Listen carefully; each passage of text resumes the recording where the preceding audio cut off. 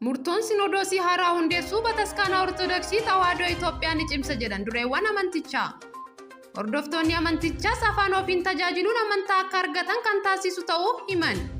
Adeemsa Bataskaana Ortodoksii Tawaahidoo Itoophiyaa siin dura ture Bataskaana kan laaffisee fi amantoota keenya bittinse jedhu abbootiin amantaa. Waan kana sirreessuuf yeroo garaagaraatti gaafiin garaagaraa dhiyaatus furmaata hin arganne jedhan. Sababa rakkoo hojii maataa fi laafina duudhaa amantaa Sinodoosii keessa tureen asiin dur manni lubummaa Oromiyaa akka hundeeffamuuf gaafiin dhiyaate fudhatama dhabee ture.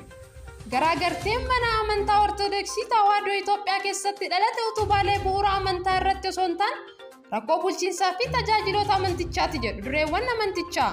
Hoggansi olaanaan amantichaa parsentii olaanaan saba tokkoon dhuunfatamuu afaan saboota biyyattii dhiibame tajaajilli waaqeffannaa fi bulchiinsa afaan Amaaraa qofa ta'uu fi qabeenyi dhaabbatichaa gartuu eenyummaa tokkoon qabanii dhuunfachuu hundaa ol Bataskaanicha miidhee hordoftoota amantaa facaasuu yeroo garaagaraatti akka komii guddatti dhiyaachaa ture.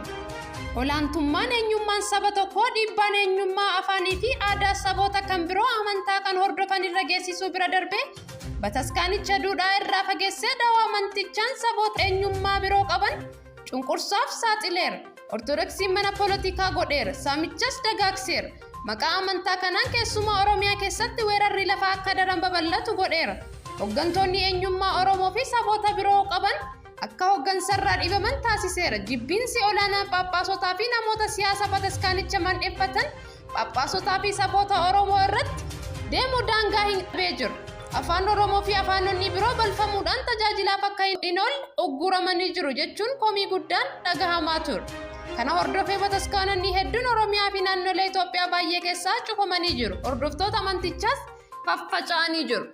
Sababoota kanneenii fi kanneen biroo yeroo garaagaraatti gaafiin Sinodoosii fi hoggansi olaanaan Bataskaana Ortodoksii Tawaahidoo Itoophiyaaf dhiyaataa turee jira. Gaafiileen jajjaboo waggootaaf naannoo keessumaa Oromiyaa keessatti ka'aa turan ni yaadatamu.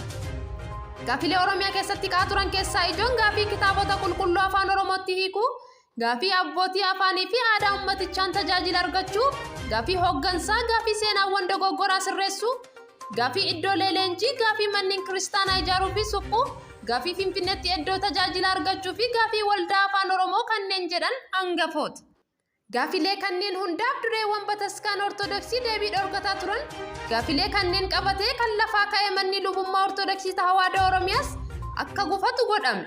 Gaafii mana lubummaa Oromiyaa dhiyaateef deebiin Sinodoosii onkololeessa keessa kennee ture. Oromoo Sinodoosii keessaa baasuu, Oromoo mana lubummaa keessaa baasuu fi Oromoota hoggansarra jiran ari'achuu ture. Wal'aansoo kana hundaa booda furmaanni jiru Sinodoosii haaraa hunda hammate ta'e hundeessutti seenuu wayya jedhame. Dilbata kaleessaa jechuunis ammajii 14 bara 2015 Sinodoosii haaraan saboota kan biroo baay'inaan hammate hundeeffamuu labsame. Kaayyoo fi galmi Sinodoosii haaraa hundeessuus amantaa Ortodoksii Tawaahidoo cimsuu fi amantoota afaan ofiin tajaajilan amantaa akka argatan haala mijeessuu ta'uu himamee jira. Koreen mana lubummaa Ortodoksii Oromiyaa akka jechaa jirutti akka Itoophiyaatti naannoo amantoota Ortodoksii lakkoofsaan hedduu qabu Oromiyaa. Uummanni kun garuu tajaajila isaaf malu hin arganne. Kanaaf baroota 17 oliif gaafii gaafatamaa ture jedhu. Bataskaanni Ortodoksii naannoo Tigraay gurraandhala bara 2022 keessa Bataskaana Ortodoksii Tawaahidoo Itoophiyaa irraa fottoquun Sinodoosii ofii hundeeffachuun isaa ni yaadatama. Humni addaa naannoo Amaaraa fi hidhattoonni faannoo qindoominaan Oromoota Walloo irratti lola banuun dhagahame. Walwaraansi cimaan humna addaa Amaaraa fi faannoo haleellaa baneef uummata Oromoo Walloo gidduutti adeemsifamaa jiraachuun dhagahame. Namoonni nagaa hedduun haleellaa qindaa'aa humna addaa naannoo Amaaraa fi faannootiin ajjeefamuu jiraattonni himaniiru. Oduudhuma wal qabateen humnoonni addaa naannoo Amaaraa fi hidhattoonni faannoo dhalattoota Oromoo waraqaa eenyummaa naannoo Oromiyaa fi godina addaa saba Oromoo Walloo qaban gurguraa fi konkolaataa buusuun magaalaa Shawaaroobiit keessatti ajjeesaa fi hidhaa jiru jedhan namoonni ijaan argan. Dhalattoonni Oromoo gara Walloo imaluuf karoora qaban akka imaluurraa of qusatan, warri karaarra jiran immoo kaambii raayyaa ittisa biyyaa dhihoo jirutti akka daatan ergaan darbee jiru. Mootummaan federaalaa saffisaan gidduu akka seenus jiraattonni gaafataniiru. Humni guddaan naannoo Amaaraa magaalaa Shawaaroobiit irra buufatee jira. Waajjirri koominikeeshinii aanaa Jillee Dhummuggaa magaalaan Sanbatee haala hammaataa keessa akka jirtu beeksisa. Humni addaa naannoo Amaaraa fi milishaan faannoo Amaaraa Oromoota Walloo irratti lola banuu hordofee waajjirichi barreeffama fuula Facebook isaa barreesseen magaalaan Sanbatee muddama hamaa keessa jiraachuu beeksiseera. Qaamoleen dhimmichi ilaalu saffisaan furmaata barbaachisu akka kennan waajjirichi gaafateera. Haleellaa qindaa'aa humni addaa naannoo Amaaraa fi milishaan fannoo Amaaraa Oromoota Walloo irratti bananii lubbuun namoota nagaa hedduu darbus dhaamaniiru. Ameerikaan lolli Oromiyaa keessaa xumura akka argatu gaafate. Loltoonni Eertiraa Tigraay keessaa bahuu eegaluu jajja. Mootummaan Ameerikaa waraana naannoo Oromiyaa keessatti deemaa jiru yaadadeeffachuun rakkoon nageenya Oromiyaa keessatti itti fufee jiru xumura argachuun barbaachisaa ta'uu Ministeerri Haajaa Alaa US Antoonii Bilinken wayita muummicha ministeera Abiyyi waliin bilbilaan mari'atan himan.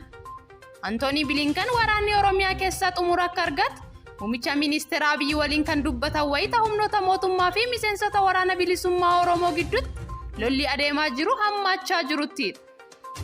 Gurraan dhala sadii raayyaan ittisa biyyaa Itoophiyaa garee finciltoota WBO barbadeessuun naannicha tasgabbeessuuf kaayyeeffate kibba Oromiyaa keessatti duula waraana haaraa eegaleen milkaa'aa akka jiru kunis gandoota kibba Oromiyaa hedduus bilisoomsuu himee ture. Torbaanuma sana garuu miseensonni WBO Gujii lixaa magaalaa Bulee Horaa keessatti mana hidhaa godinaa cabsanii seenuun hidhamtoota 480 ol bilisa baasuu gabaafamaa ture.